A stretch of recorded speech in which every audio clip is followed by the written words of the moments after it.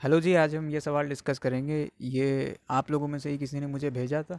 In fact कई सारे सवाल भेजे थे but I was really busy last month, तो मैं इसलिए वीडियो नहीं बना पाया था। बट अब मैं ट्राई करूँगा कि एक एक करके सारे सवाल मैं वीडियो बनाऊँ उस पर। तो ये सवाल मैंने कम्युनिटी में भी डाला था और आपसे कहा था कि इसका आंसर आपको कमेंट करना है। आई थिंक किसी ने ट्राई नहीं किया था, तो अगर अब आप ट्राई करना चाहते हैं तो कर सकते हैं। मैं आपको ऑप्शन दे देता हूँ, 1 2 3 4। ठीक, ये चार ऑप्शन है, इसमें से एक ऑप्शन सही है, मतलब एक इसमें से एक आंसर है इसका। तो आप इसको ट्राई करिए, देखिए आपका आंसर क्या आता है। बाकी मैं इसको बताता हूँ कैसे कर सकते हैं। तो हमें यहाँ पर एक इंटीग्रेशन दिया हुआ है, ये हमें इंटीग्रेशन सॉल्व करना है। और उसके बाद ये आर एच एस सॉल्व करनी है, यहाँ पर के की वैल्यू 2 से लेके एम तक जा रही है और ये एक्सप्रेशन है। ठीक है, उसके बाद एम की वैल्यू हमें बतानी है। सिंपल सा है, कुछ इसमें समझाने लायक है नहीं। तो पहले इंटीग्रेशन देखते हैं। इंटीग्रेशन में हमें लिमिट जो दी हुई है वो -1/n⁻1/3 से लेके +1/n⁻1/3 तक है। और साथ में n जो है वो इन्फिनिटी की तरफ भी टेंड कर रहा है।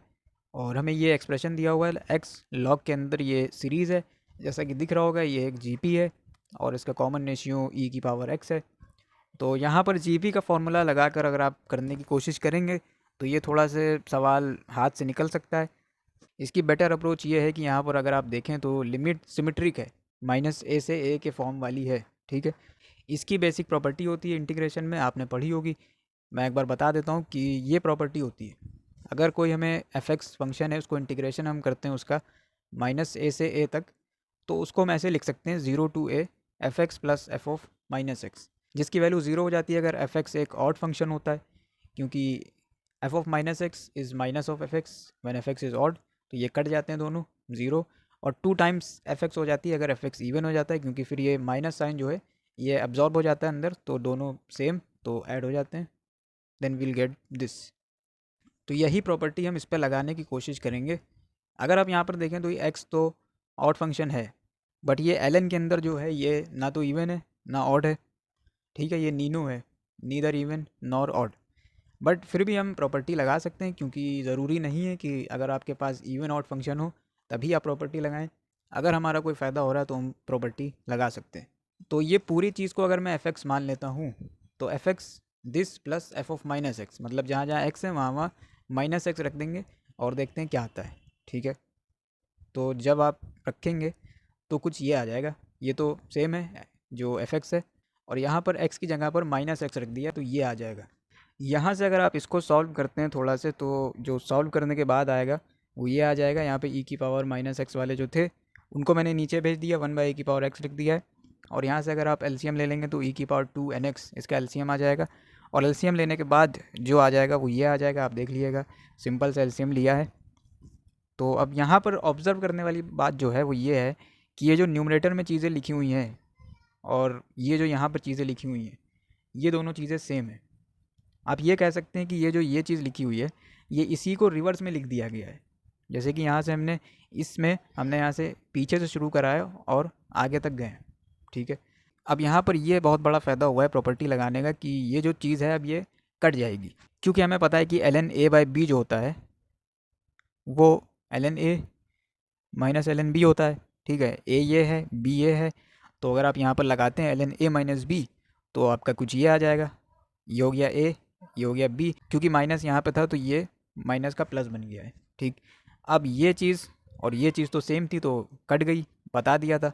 जो बच रहा है वो सिर्फ और सिर्फ ये बच रहा है। और यहाँ पर भी अगर आप एक प्रॉपर्टी जानते होंगे, ई की पावर में कुछ भी होता है, अगर ln e की पावर में कुछ भी होता है तो ये तो नीचे उतर आता है। ठीक है, और ये ln e हो जाता है 1, ln e हो जाता है 1, तो सिंपल सा बचता है जो e की पावर में कुछ भी है तो वही बच जाता है। यहाँ पर e की पावर में 2nx है तो यही बच जाएगा, और नीचे x पहले से है तो 2nx²।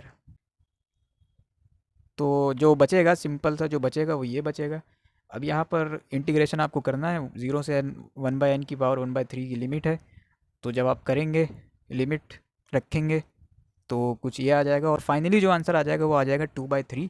अब यहाँ पर आप देख रहे हैं कि जो इंटीग्रेशन आ गया है मेरा सॉल्व करने के बाद वो n से इंडिपेंडेंट है, इसमें n का टर्म ही नहीं है। तो इसका मतलब कि जो यहाँ पर लिमिट n टेंडिंग इन्फिनिटी दी हुई थी ये हमें कहीं लगाने की ज़रूरत नहीं है, क्योंकि लगाने के लिए वो इंसान ही यहाँ पर नहीं है। जिस पर लिमिट हमें लगाना थी। तो सिंपली ये कैलकुलेट होकर हमें 2/3 आ जाएगा। अब हम इसको देखते हैं। यहाँ पर पाई है, पाई के अंदर 1 - 1/k² है, जिसकी वैल्यू 2 से m तक जा रही है। और पाई का मतलब पता होगा, प्रोडक्ट में टर्म्स आएंगी। तो ये मैंने लिखा है, इसको थोड़ा से मॉडिफाई करके लिखते हैं कि मैंने यहाँ पर एलसीएम ले लिया k² - 1, और यहाँ पर k+1 k-1 हो गया, a+b a-b।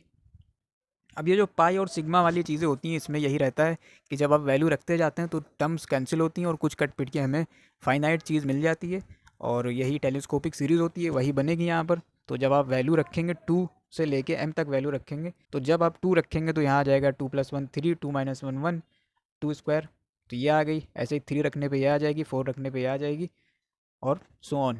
ठीक। अब यहाँ से आपको पैटर्न ऑब्जर्व करना है कि क्या कट रहा है, क्या नहीं कट रहा है। अगर आप ध्यान से देखें तो ये 3 है, ये 3 है, और ये 3², ये कट गया। ऐसे ये 4 है, ये 4 है, ये 4² कट गया। 5 है, आगे 5 आएगा, और यहाँ 5² है, ये भी कट जाएगा। ऐसे ही 6 भी कट जाएगा। ठीक है। यहाँ पर अगर आप देखें तो एक 2 से एक 2 कट रहा है, और इसके आगे 2 कहीं आने वाला नहीं है, क्योंकि ये 1 2 3 4 इंक्रीजिंग हो रही है। ऐसे ही 3 4 5 6 इंक्रीजिंग चल रही है। तो यहाँ पर सिर्फ एक 2 आया है, आगे 2 आएगा नहीं, तो ये 2 बचा रह जाएगा, एक 2 बच रहा है। ठीक है। यहाँ पर अगर आप देखते हैं तो m-1 यहाँ पर है, m-1 यहाँ पर है, और ये स्क्वायर है, तो ये कट गया। ऐसे ही m-3 यहाँ पर है, m-3 पीछे आएगा और वो भी कट जाएगा। m-2 ये है, m-2 यहाँ पीछे कहीं आएगा, ये भी कट जाएगा। और एक m से एक m कट रहा है, और m+1 नहीं कटेगा, क्योंकि इसके आगे m+1 नहीं आ सकता, क्योंकि यहाँ पर आप मैक्सिमम m रख सकते हैं, तो m+1 ही हो सकता है, m+2 नहीं हो सकता।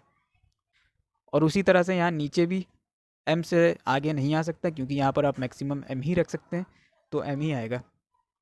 और हमने देख लिया, इसके पीछे की टर्म सारी कैंसिल हो जाएंगी। अगर आपको यकीन नहीं है तो आप इसके पीछे कुछ 3-4 टर्म्स और लिख कर देखिए, और आप देखेंगे कि वो सब कटती जा रही हैं। ठीक है। बाकी यहाँ से जो बच रहा है, यहाँ से 2 बच रहा था, m+1 डिवाइडेड बाई m। ठीक है। तो ये बच रहा है, ये बच रहा है m+1 डिवाइडेड बाई 2m। और इसकी वैल्यू हमें इक्वेट करना थी इसके 2/3 के, क्योंकि वही इंटीग्रेशन की वैल्यू आई थी। तो इसको जब आप सॉल्व करेंगे तो यहाँ से आपको मिल जाएगा, m की वैल्यू आ जाएगी 3। ठीक है। सिंपल सी बात है, m की वैल्यू आ गई 3। तो इसका मतलब इसका जो आंसर है वो आएगा 3 इज़ द राइट आंसर। तो बस यही था सवाल। आई होप आपको समझ में आया होगा। ये एक बेसिक प्रॉपर्टी तो सॉल्व करा है, ये प्रॉपर्टी थी। और यहाँ पर हमने देखा कि टेलीस्कोपिक सीरीज़ थी ये, यहाँ पर हमने पैटर्न ऑब्जर्व करा, टर्म्स कैंसिल होने लगी। उसके बाद फिर m की वैल्यू कंपेयर करके हमने निकाली, जो कि 3 आ गई। तो ये दिखने में थोड़ा से ट्रिकी लग सकता है, बट ये आसान सवाल था। और बस फिर मैं मिलता हूँ आपसे अगली वीडियो में। कोई डाउट हो आपको तो आप कमेंट सेक्शन में लिखिए, I will try to answer that.